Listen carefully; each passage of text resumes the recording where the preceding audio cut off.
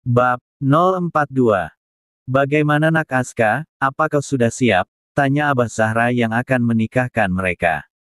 Ustadz Aska hanya menjawab calon mertuanya dengan sedikit mengangguk. Zahra juga hanya duduk diam dengan tenang di sebelah Ustadz Aska yang sebentar lagi akan bertukar status menjadi suaminya. Baiklah, mari kita mulai, kata Abah Zahra dan langsung menjabat tangan calon menantunya. Akhirnya akad nikah pun dimulai, semuanya berjalan dengan sangat lancar, selesai ijab kabul. Suliman dan Zahra bertukar cincin, setelah itu Zahra mencium punggung tangan suaminya. Aska juga mencium dahi Zahra dengan lembut. Setelah semuanya selesai, mereka berdua berdiri menyambut para tetamu. Selamat bro, akhirnya kau menyelesaikan juga masalah lajangmu, kata Andra pada Ustadz Aska. Terima kasih, mana istrimu? Tanya Aska karena dia tidak melihat Kirana bersamanya. Dia tidak dapat hadir, katanya dia sangat pusing. Aska mengangguk menjawab Andra. Tidak lama Zahra pamit ke kamarnya karena dia sudah sangat pegal berdiri. Tiba di kamar Zahra membuka gaun pengantinnya dan menyisakan tantop juga seluar ketat yang minim melekat di tubuh bohainya. Zahra langsung naik ke kasur dan tidur, dia merasa benar-benar sangat lelah, hanya sekejap saja Zahra sudah terlelap.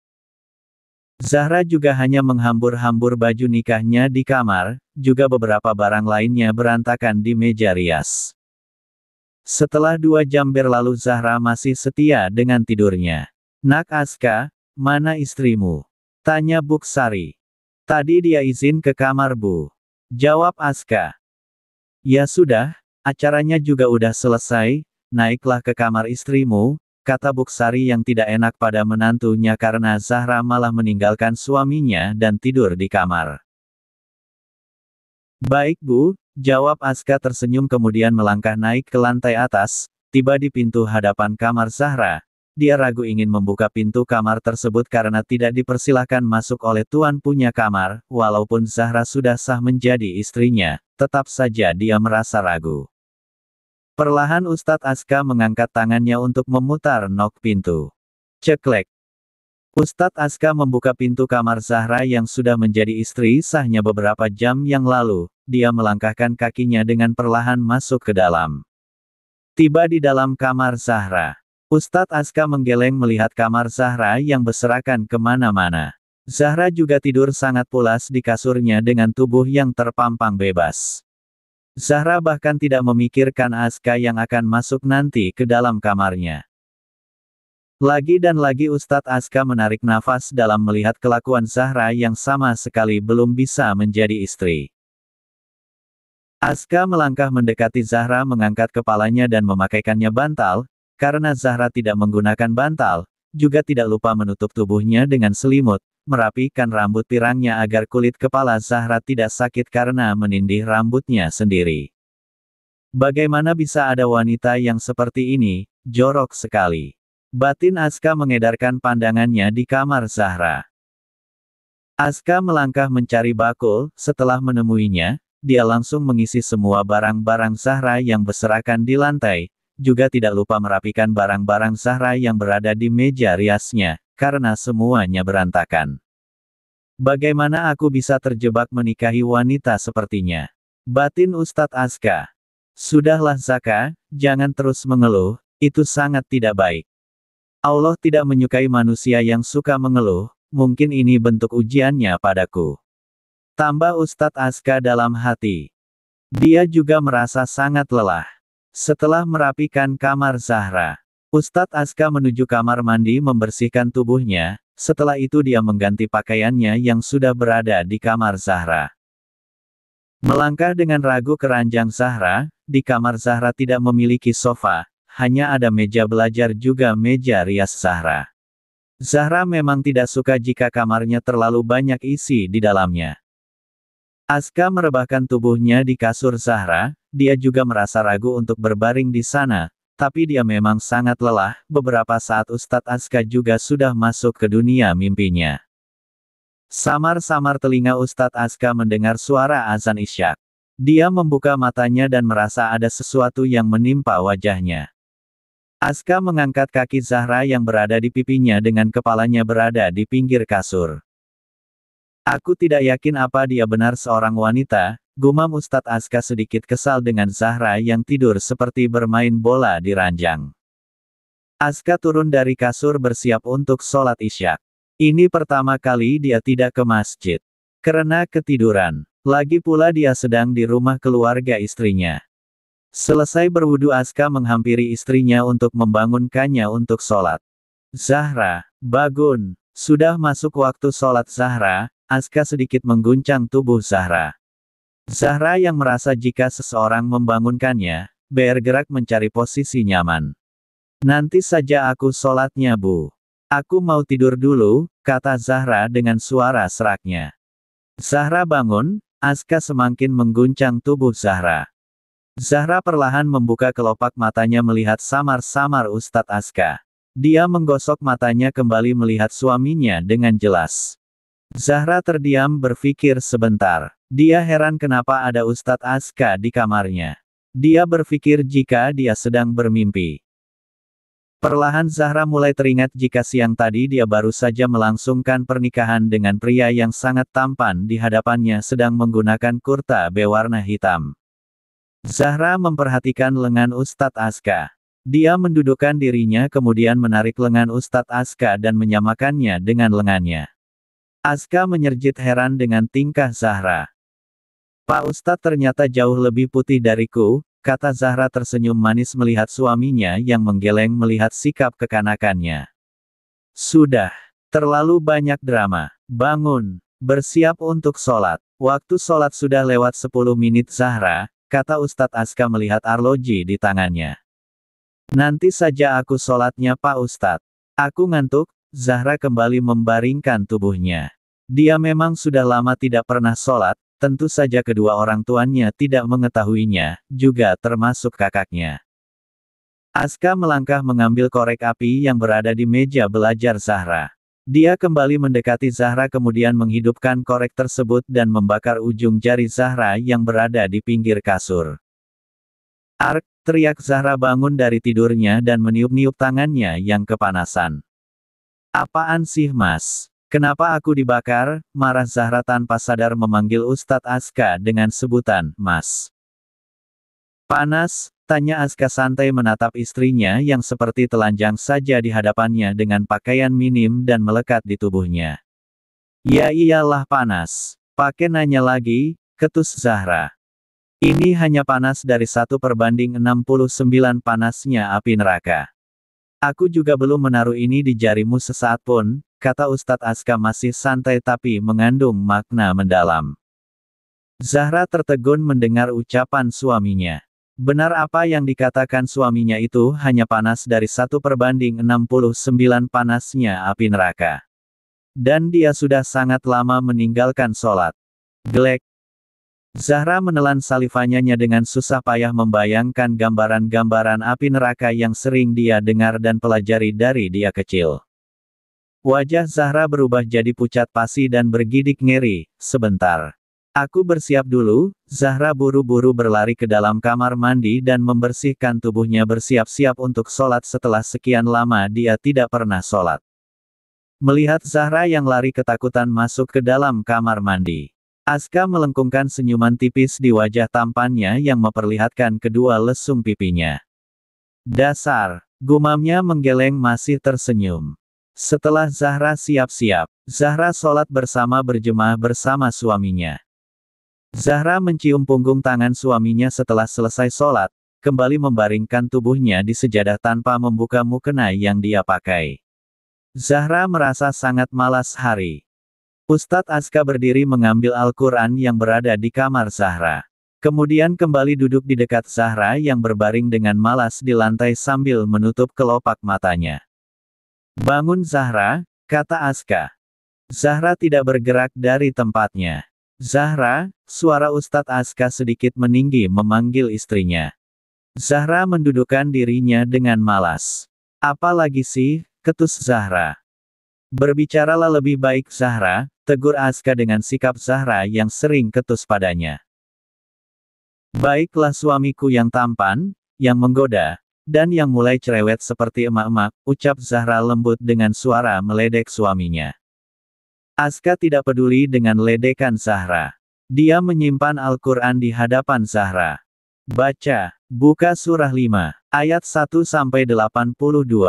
Kata Ustadz Aska menolak mushaf ke hadapan Zahra lebih dekat lagi. Zahra membolakan matanya. Yang benar saja, malam-malam begini.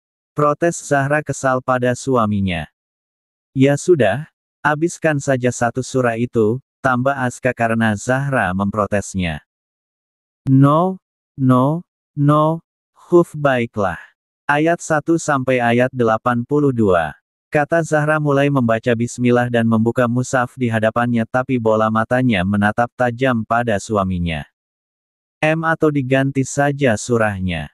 Al-Waqiah misal, tawar Zahra, yang benar saja surah Al-Maidah, itu kan hampir setiap ayatnya panjangnya itu pakai buah angeet semua. Tambah Zahra dalam hati. Baca saja surah 5 ayat 6 sampai ayat 15, santai Ustadz Aska. Zahra tersenyum manis mendengar ucapan suaminya. Lanjut ke surah 2 ayat 25 sampai 101, tambah Ustadz Aska yang mematahkan senyuman manis di wajahnya. Cih, dia mengangkatku tinggi-tinggi dan kemudian kembali menghempasku, dia bahkan memilih surah-surah yang memiliki ayat-ayat panjang kesemuanya, dasar suami kadaluarsa. Salah, durhaka maksudnya.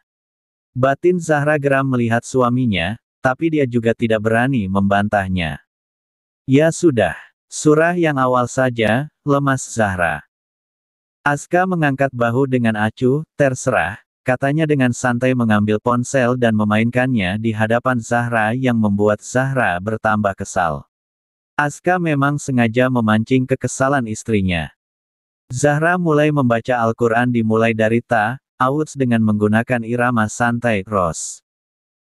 Jari-jari Ustadz Aska yang sedang bermain ponsel terhenti saat mendengar suara merdu sang istri yang sedang membaca Al-Quran.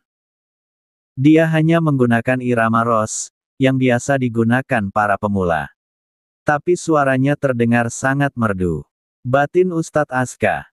Tanpa sadar dia menatap wajah istrinya yang serius membaca surah Al-Maidah.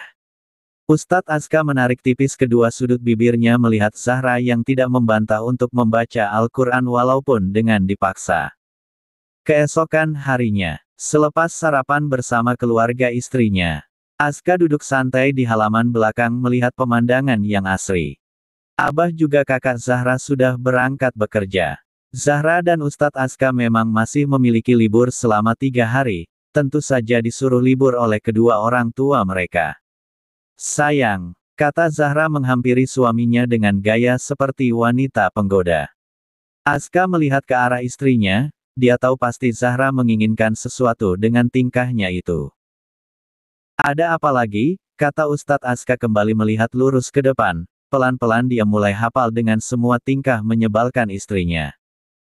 Ada apa lagi? Tanya Aska kembali menatap lurus ke depan membiarkan Zahra duduk di sampingnya. Aku ingin berkunjung ke rumah temanku. Boleh ya? Bujuk Zahra tersenyum manis pada suaminya. Untuk apa lagi kau ke tempat temanmu? Lebih baik kau kemas beberapa barang yang ingin kau bawa. Kita akan tinggal di rumah kau menginap tempoh hari, kata Ustadz Aska tanpa melihat pada wajah Zahra yang sudah cemberut. Zahra mengepalkan tangannya, ya sudah, aku tetap ingin ke rumah temanku, meski tanpa izinmu, ketus Zahra pada suaminya. Coba saja jika kau berani Zahra, kata Aska berdiri dari duduknya dengan wajah datarnya. Melihat wajah datar suaminya Zahra langsung bungkam. Dia tiba-tiba jadi ciut melihat wajah suaminya. Ustadz Aska melangkah naik ke kamar Zahra. Zahra juga menyusul suaminya dari belakang. Zahra melihat suaminya yang masih dengan wajah datarnya. Zahra melangkah pelan menghampiri suaminya. Mas, panggil Zahra dengan suara lembut mencoba membujuk suaminya, menggunakan panggilan terbaiknya. Tapi Ustadz Aska diam saja dengan tasbih di tangannya sambil berzikir, emosinya benar-benar terpancing dengan sikap Zahra yang tidak ingin mendengarnya. Baiklah, aku minta maaf. Sebenarnya aku ingin mengunjungi sahabatku yang bernama Ayuna. Kemarin dia tidak hadir di hari pernikahan kita. Aku mengkhawatirkannya. Ayuna beda dengan teman-temanku yang lainnya. Dia juga sering kok temani aku ke panti Abi, jelas Zahra membujuk suaminya. Ustadz Aska masih diam, tapi emosinya sudah mereda mendengar ucapan istri.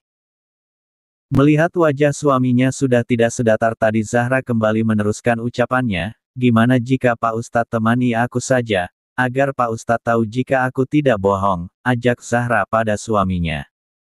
Aska melihat pada Zahra yang memelas. Bersiaplah, singkat Ustadz Aska. Zahra mengembangkan senyumannya. Makasih, antusias Zahra tanpa sadar memeluk suaminya dan mengecup pipi Ustadz Aska yang membuatnya membeku di tempat oleh perlakuan Zahra. Zahra juga tersadar dari perlakuannya, dia langsung menarik tangannya dari tubuh Aska dan berusaha terlihat santai. Aku bersiap dulu, kata Zahra membalikan tubuhnya untuk menutupi wajahnya yang bersemu merah. Apa yang kau lakukan Zahra? Lancang sekali kau, ingat Zahra. Kalian sudah menikah, dia bisa meminta haknya kapan saja, jangan mancing deh Zahra. Batin Zahra memegang dadanya yang berdebar-debar melangkah ke ruang ganti untuk mengganti pakaiannya. Setelah siap Zahra dan suaminya pamit pada ibu Zahra. Ustadz Aska dan Zahra sudah tiba di kontrakan Ayuna. Bentar ya Pak Ustadz, Zahra turun dari mobil menghampiri kontrakan Ayuna. Tok tok tok. Zahra mengetuk pintu kontrakan Ayuna dan ibunya. Assalamualaikum Buk. Ayuna, panggil Zahra tapi tidak ada yang menyahutinya. Kemana mereka? Gumam Zahra. Kebetulan ada bapak-bapak yang lewat, Neng Zahra. Cari Ayunanya Neng, tanya bapak-bapak itu. Iya Pak, apa Bapak lihat Ayuna dengan ibunya enggak Pak? Tanya Zahra. Mereka ada di kuburan yang tidak jauh dari sini Neng. Ibu Neng Ayuna meninggal semalam. Ini kami juga baru kembali dari memakamkan ibunya Neng Ayuna. Jelas bapak-bapak itu yang membuat Zahra benar-benar kaget. Karena Ayuna tidak menghubunginya tentang ibunya yang baru saja meninggal. Yuna, panggil Zahra berlari menghampiri Ayuna yang berada di kuburan ibunya. Zahra langsung memeluk Ayuna yang menangis dengan deras saat dia tiba. Kenapa tidak menghubungiku tentang ibu yang sudah pergi? Kata Zahra ikut menjatuhkan air matanya. Karena dia juga sudah menganggap ibu Ayuna seperti ibunya sendiri. Hiks hiks hiks. Semua terjadi terlalu tiba-tiba Ra. Aku tidak bisa berpikir lagi, otakku benar-benar kosong. Kata Ayuna dengan lirih memeluk erat tubuh Zahra. Ayuna memang tidak memberitahu pada Zahra jika ibunya meninggal. Dia benar-benar tidak bisa memikirkan apapun lagi saat melihat ibunya sudah tidak bernyawa dan kaku. Tenanglah. Mana Ayuna yang aku kenal? Ayuna yang tahan banting dan sangat tangguh. Kenapa yang ada di hadapanku ini hanya gadis yang cengeng, bujuk Zahra pada Ayuna. Ustadz Aska dan juga Reza hanya diam melihat istri mereka. Ayuna perlahan menghentikan tangisnya. Matanya benar-benar bengkak. Karena dari semalam lagi dia terus menangis. Zahra melonggarkan pelukannya kemudian mengusap air mata sahabatnya. Sudah. Kita pulang yuk, ajak Zahra. Ayuna perlahan mengangguk. Zahra tersenyum kemudian melihat pada Reza suami Ayuna. Siapa ya? Tanya Zahra penuh selidik pada Reza. Aku suaminya, jawab Reza tersenyum pada Zahra. Wait yet. Teriak Zahra yang membuat Reza terloncat kaget dengan respon gadis yang berada di hadapannya. Zahra, tegur Ustadz Aska menajamkan netranya pada istrinya yang membuat Reza kaget. Zahra menyengir pada suaminya dengan sisa air mata di wajahnya. Zahra membisik Ayuna, apa benar itu suamimu? Bisik Zahra pada Ayuna. Ayuna mengangguk pelan. Zahra kaget, bagaimana bisa? Kapan kau menikah? Bisik Zahra lagi. Nanti aku ceritakan. Jawab Ayuna terdengar lirih. Zahra melihat suaminya yang melototinya seolah mengatakan, ini bukan waktu yang tepat mempertanyakan hal seperti itu. Seperti itulah kira-kira pandangan Ustadz Aska pada istrinya. Setelah itu Zahra dan juga suaminya pamit. Zahra tidak mengantar Ayuna pulang. Karena kan ada suaminya di sana. Fikir Zahra. Di mobil Zahra masih duduk dengan wajah sedihnya mengingat Ibu Ayuna yang sudah dia anggap seperti ibunya sendiri. Dia juga tidak menyangka jika beberapa hari yang lalu adalah pertemuan terakhirnya pada Ibu Ayuna. Ustadz Aska yang fokus menyetir menoleh sekilas melihat pada istrinya yang hanya diam tanpa mengeluarkan sepatah kata pun. "Kau mau makan?" tanya Aska pada Zahra. "Boleh. Kita makan pentolan mercun saja," kata Zahra menunduk melihat kuku tangannya. Salah satu gaya Zahra jika dua sedang sedih dia pasti akan makan pentolan mercun untuk mengurangi kesedihannya. Ustadz Aska melongo melihat istrinya yang menuangkan cabai yang banyak ke dalam pentolan mercun yang dia pesan tadi di rumah makan Pak Mamat tempat dia sering bersantai dengan Ayuna juga kadang bersama dengan Sisi. "Cukup Zahra. Kau bisa sakit perut nanti Zahra," kata Ustadz Aska menarik cabai yang berada di dekat mangkok Zahra. Zahra hanya diam dan mulai memakan baksonya dengan air mata yang mulai mengalir dari kedua bola matanya. Ustadz Aska sadar jika Zahra sedang menangis sambil menunduk memakan pentolannya. Dia mengeluarkan sapu tangannya dari saku dan memberikannya pada Zahra. Zahra mengambil sapu tangan dari tangan suaminya kemudian mengusap air matanya dan mengeluarkan hingusnya. "Ih jorok, kau bisa membuat pelanggan di rumah makan ini melarikan diri Zahra," kata Ustadz Aska pada Zahra.